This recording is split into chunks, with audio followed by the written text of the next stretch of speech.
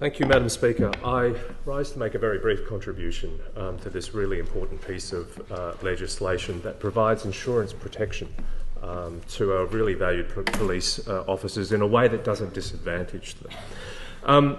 We do the Henley Park Run in my electorate every Saturday morning.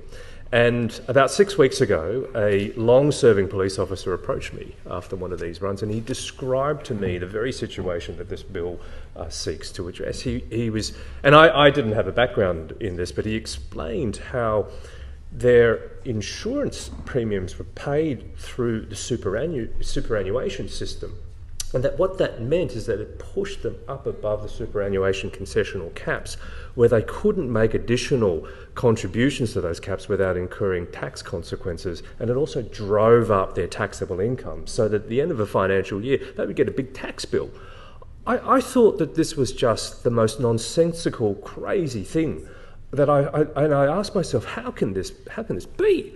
This sounds nuts. So 6 weeks ago, we wrote a representation to the Minister's offices, and look at this, 6 weeks later, the problem is being fixed. How's that? How's that for responsiveness and action by the police minister?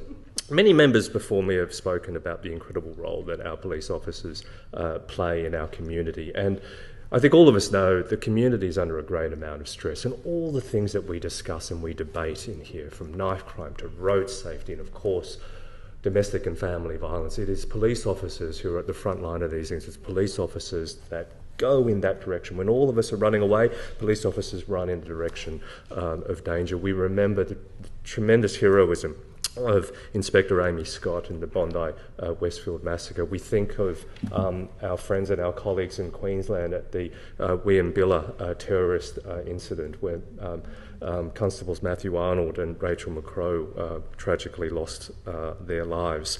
And at a domestic and family violence workshop that I ran in my community recently, Superintendent Chrissy McDonald, who is the commander of the Burwood Police Area Command, made a remark that has stayed with me. She said that we expect so much.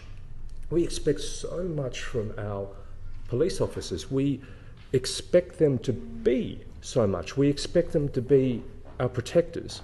We expect them to be psychologists and counsellors. We expect them to be amazing negotiators. We expect them to be great with kids. And we expect so much from our police officers. And so it is incumbent on us, in respect of just providing the same sort of insurance protections for police that people from other professions get, that they are not disadvantaged by really quite a bizarre and awkward way of doing it, such that they are significantly financially disadvantaged in this process. This bill fixes that.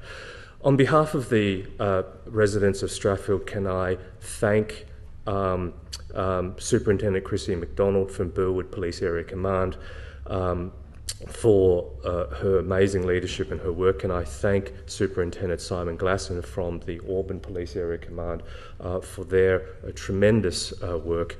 Can I thank all the police leadership and the Minister for Police and her team for this tremendously important work that they are doing. I commend the bill to the House.